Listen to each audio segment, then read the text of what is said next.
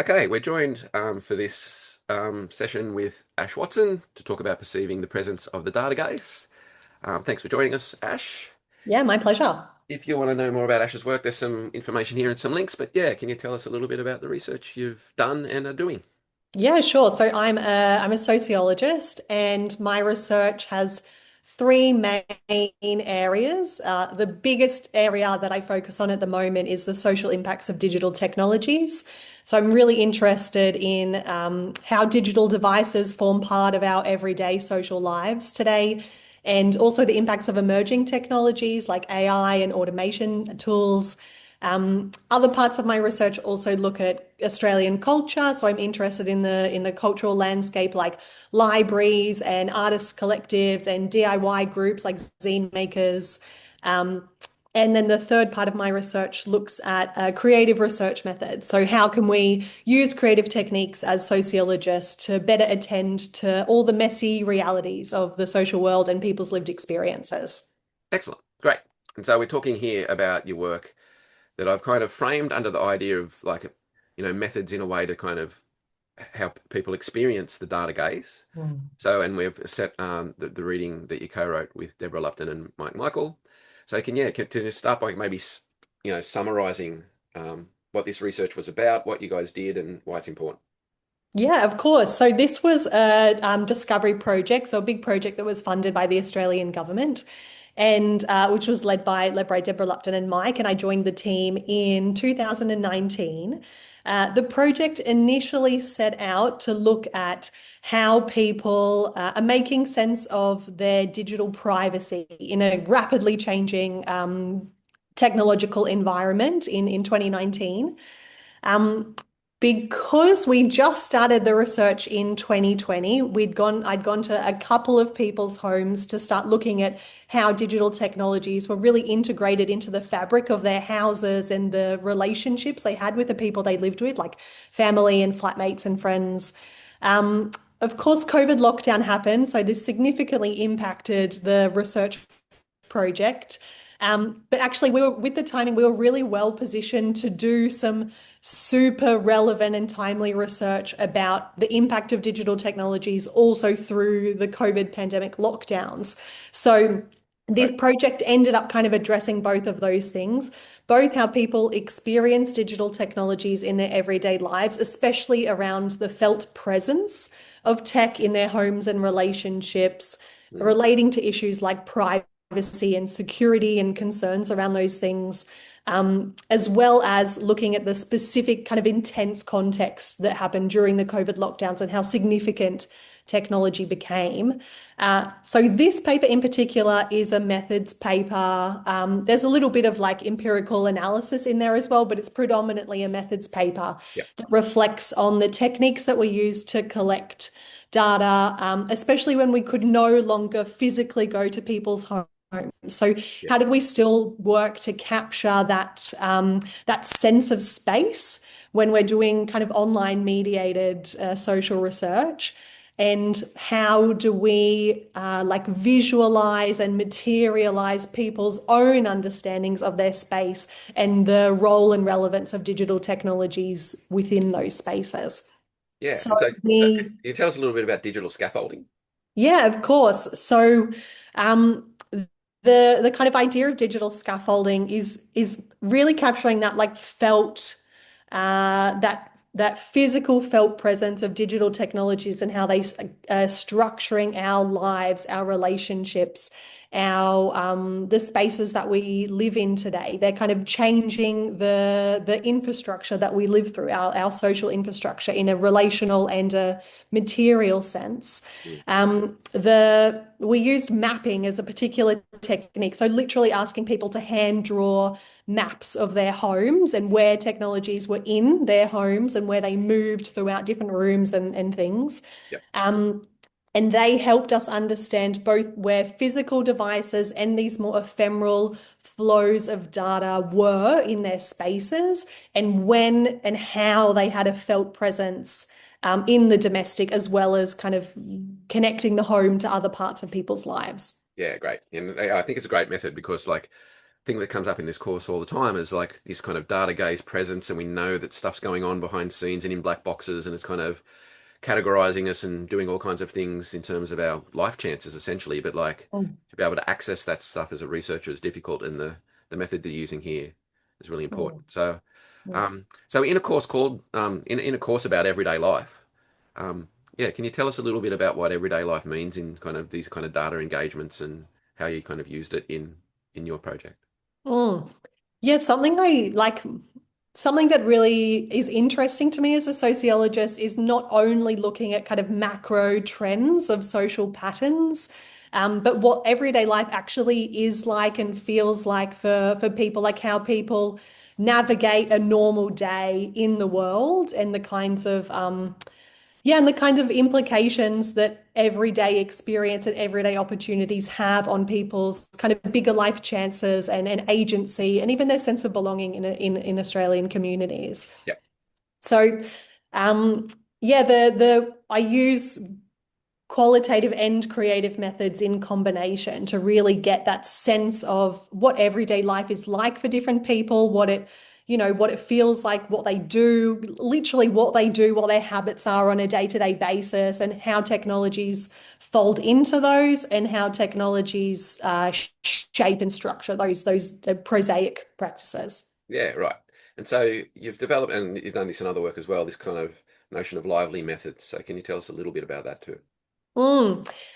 Yeah, lively methods, it really tries to get at the liveliness of social life. So they're techniques that help us, really attend to and reflect what life is like as a live experience in the world. I'm saying life and live an awful lot. But they're But rather than trying to say, for example, use a survey to capture a snapshot in time of people, these are methods that kind of get people to be kind of hands-on, to participate, to capture that, yeah, what actually the liveliness Mm. of the social world and kind of what people do, their practices, and what it feels like. Yeah, and I think like, from a methodological point of view, like the difference between a survey and getting people to do stuff and whether to, to portray that and represent that or record it or whatever is a good example in the sense that like when you fill out a survey, you kind of have to remember and you have to kind of put yourself back in a space or think about the past or whatever. Whereas if you're making people kind of, well, you're not making them, you're volunteering people to do things. Um, they're kind of giving you data as their everyday life in a way, aren't they? Like you're kind of delving into what they do in their own spaces. Yeah, and it's still like, it's still constructed because it's a research context, but the aim is to try and get people kind of as close as possible to just show you Mm. living their life. Yeah. And then us as researchers, we try to kind of observe and capture that as their life kind of is being lived. So, in this, we got people to not only kind of map and capture a snapshot of their homes through like visually representing them. We also got them to do home tours. So to like take their smartphone and like as if we were on FaceTime, like walk me around their house, show me how they use different technologies, like go through a few of their routines and try and capture a bit more of that kind of lively sense of, yeah, what their house is like, who they live with, what it's Yeah. like to live their day to day. Yeah. Okay. So let's go through some of the nitty-gritty of the paper and um, can you tell us about what's going on here in terms of site specificity of data sets? Yeah, so I didn't give people much guidance on how to make the maps actually. I just kind of said like draw us a map of your house. Almost everybody did this like top down like real estate view. Yep. Which makes sense. It's an easy way to Yep. how we understand what a house is like and how to represent it to someone. Um this was a really interesting one by Jacob, who was a young guy who lived in the south of Sydney with a heap of flatmates.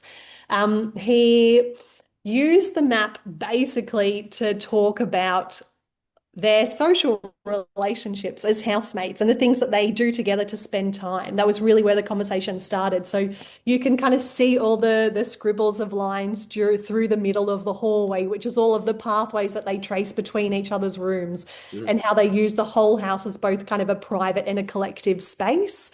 Like one person's room had a particularly good computer, or another person's room had like a PlayStation. And so, they'd kind of move between those things depending on whether they were just hanging out and gaming or Yeah, Jacob was really creative. He was a filmmaker, and a lot of the people that he lived with were creatives too. So, like, often they'd like migrate into the room with the great computer and the filmmaking tech, and like, use that space as a really creative, collaborative like workspace as well. Yeah. Um, from that, we then once we kind of were able to materialize both where the devices were in the house, who used them together, and the kind of flows of the social flows throughout the house relating to digital technologies.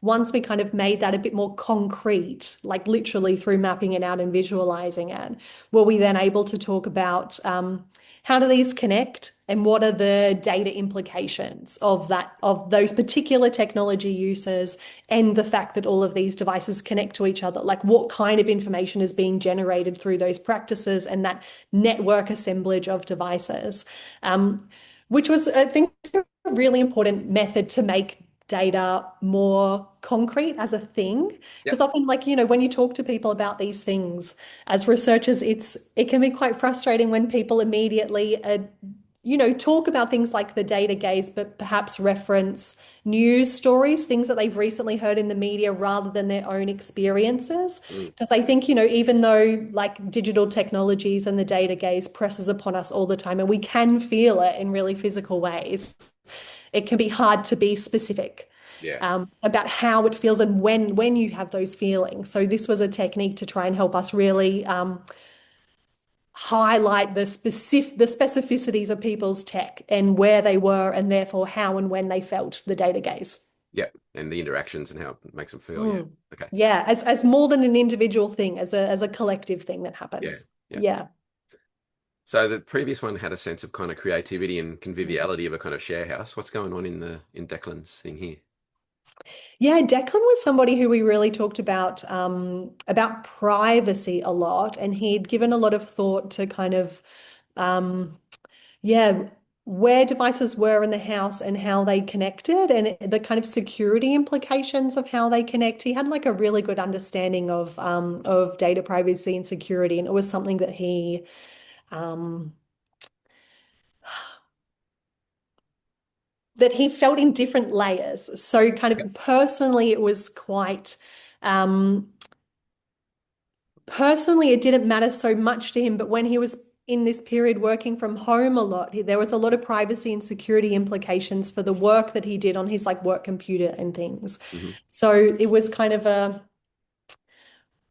the locations of the tech mattered and like where he was when he used them, and how he had to kind of ensure that even though they necessarily had to connect to some things at home, like his Wi-Fi router, that kind of he had a different approach to himself dealing with the privacy and security of the data generated on different devices in the house, even though they were kind of all in the same site. Different times of the day brought about different kind of privacy and security Yeah.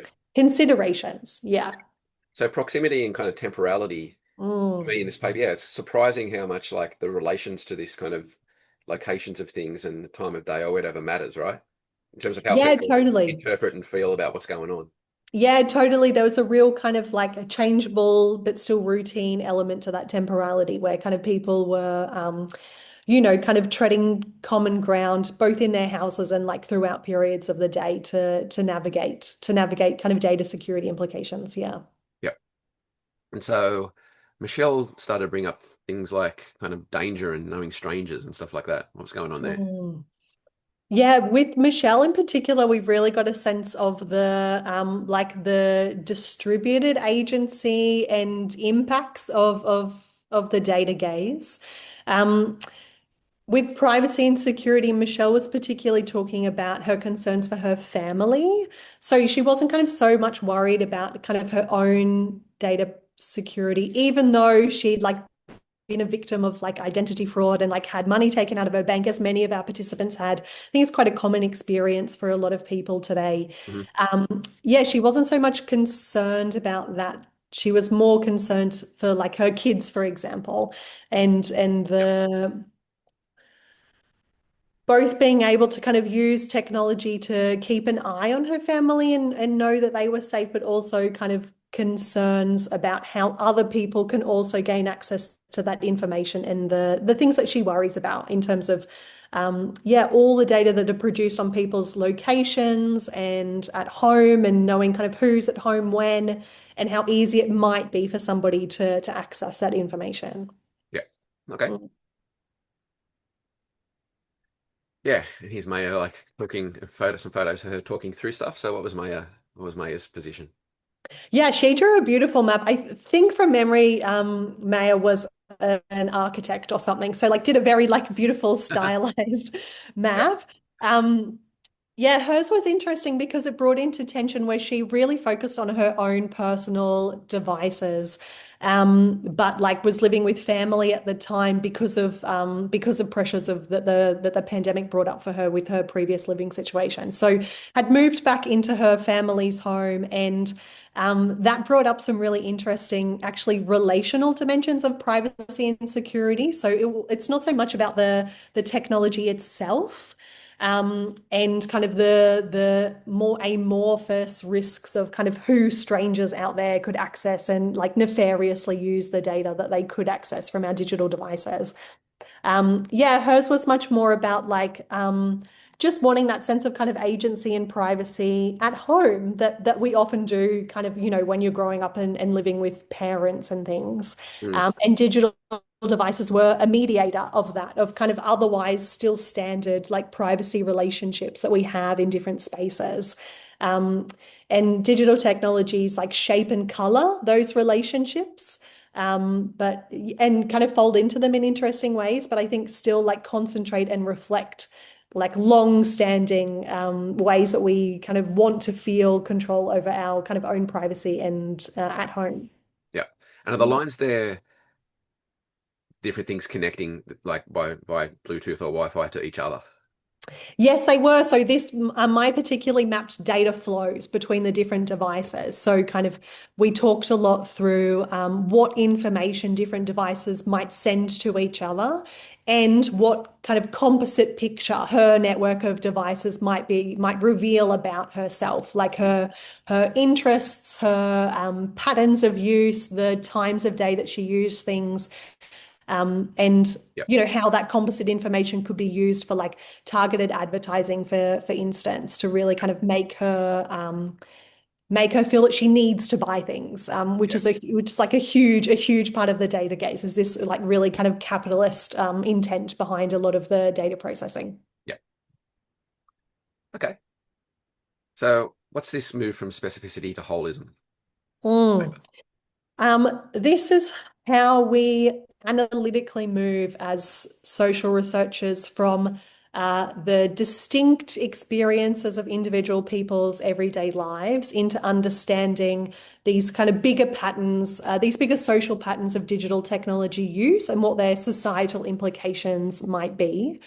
Um, this isn't only work that we do kind of after talking to participants when we're back in our offices, like doing our analysis. These are questions that we do talk with participants about. Sometimes, like unprompted, participants kind of will reflect really critically at times on their own experiences and use of technology that they kind of like the things they love and the things they really hate about it. You know, the data processing, the advertising push, the use of their information for other people to kind of generate capital and make money off them. People are kind of really aware of these things and sensitive to them, and it kind of folds into how and when they use technologies in different ways and what their concerns are around privacy and security. Yeah. Um, Okay. and we kind of like in our analysis really attended to the connections that people drew between their own experiences and bigger societal trends and implications. And we also really kind of focus on teasing those out to an additional degree in ourselves. The social nature of all of these things, that they aren't just people's individual experience with a specific digital device, but it's a whole kind of yeah, it's a whole like societal level data picture that's happening Yeah. through these datafication processes, and that people kind of yeah, they it matters to people. It's a thing that people are aware of Yeah. and feel strongly about. And you draw that out through this concept of data sense. Mm. Okay, can you tell us a little bit about that? Yeah, totally. So data sense is literally how people sense data and data generating practices in their everyday lives, and also how people make sense of datafication. So it's a kind of it's like an experiential thing, like literally how we might feel data generating processes like press upon us Hmm. as emotional or like tactile things. Um, like, a presence of being watched, like that sensation of being watched is a really good example of that. But also the ways that people make sense with and through the personal data that is generated about them, whether that's people, who really like the kind of the tracking affordances that our smartphones and smartwatches and things let us do today.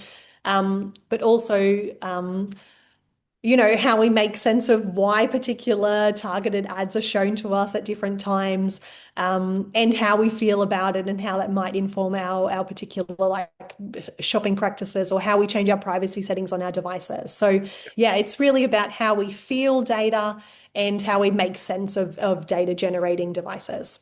Great. Okay. To conclude, can you Mm. kind of sum up what's like important about your research here and maybe nod towards where things are heading or going in this area? Mm. I think for me, what's important here is there has been such a great history of critical sociological research on technology that importantly takes a really macro view of technological trends. But for a long time, missing within that picture was what it feels like to be a person in an increasingly digitalized society, what the challenges of that are, what the impacts are on people's actual opportunities in day-to-day lives. What it feels like to feel like you're being watched by these like techno-capitalist corporations, the impacts that can have on our relationships, the impacts that can have on what feeling at home is like. So this research kind of in a small but hopefully meaningful way contributes to illuminating what people's lived experiences are in different places and how they are making sense of being a subject in a datafied world Awesome. and where it's heading. Yeah, I think we're seeing a lot more recognition of the significance of this. I mean, the Yeah. pace of digital change is really accelerating today. AI is having huge impacts, which we only really captured kind of nascent examples of in this project, given the time that we did the research. Mhm. So I think, yeah, increasingly research like this is starting to attend to all the different kinds of AI technologies like Yeah. generative AI and how they are having an increasingly felt presence in people's daily lives and relationships. Yeah. Excellent. Thanks for your time, Ash. Really appreciate it. Thanks so much.